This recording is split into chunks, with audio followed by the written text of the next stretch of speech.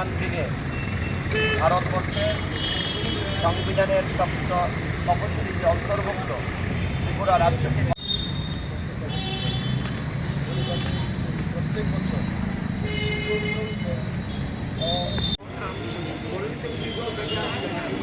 নমস্কার। আজকে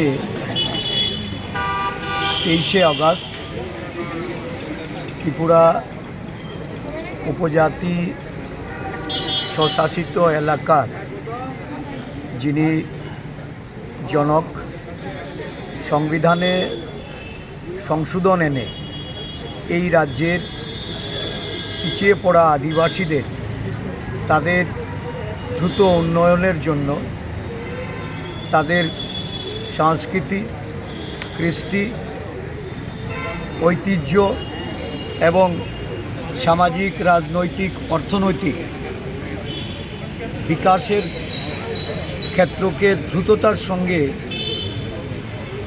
এই রাজ্যের আদিবাসী বা জনজাতি বসবাসকারী এলাকার উন্নয়নের লক্ষ্যে উনি ত্রিপুরা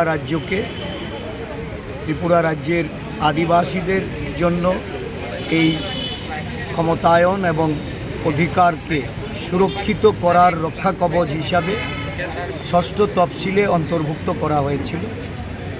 এই দিনটি আমরা ইন্দিরাজিকে স্মরণ করে যথাযোগ্য মর্যাদার সঙ্গে আমরা পালন করি।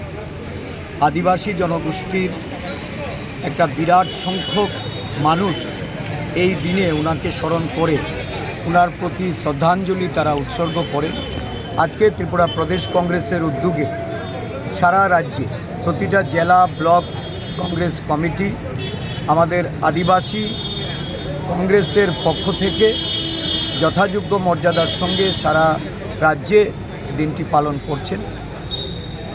গত 3 দিন ধরে প্রাকৃতিক দুর্যোগে এই রাজ্যে খুব ভয়াবহ অবস্থা। ইতিমধ্যে প্রাপ্ত সংবাদ যে প্রায় 19 জনের মৃত্যু হয়েছে। বহু মানুষ বন্যা প্লাবনে বাড়িঘর ছাড়া, প্রায় লক্ষাধিক মানুষ গৃহহীন। তারা বিভিন্ন আশ্রয় শিবিরে গিয়ে তারা এখন আশ্রয় নিয়েছেন এবং এই পরিস্থিতিতে আমরা যারা মৃত্যুবরণ করেছেন তাদের প্রতি আমরা গভীর আমাদের মর্মাহত এবং আমরা তাদের আত্মার সদ্গতি কামনা করি। সাথে সাথে যারা ক্ষতিগ্রস্ত তাদেরকে যত তাড়াতাড়ি সম্ভব তাদেরকে ত্রাণ ব্যবস্থা পৌঁছে দেওয়া, তাদের পুনর্বাসনের ব্যবস্থা করা এবং রাজ্যের সার্বিক যে ক্ষয়ক্ষতি এই ক্ষয়ক্ষতি নিরূপণ করে কেন্দ্রীয় সরকারকে সাহায্যের হাত প্রসারিত করার জন্য আমি আবেদন রাখছি। দুর্ভাগ্যের বিষয় যে গত 2 দিন ধরে এই রাজ্যে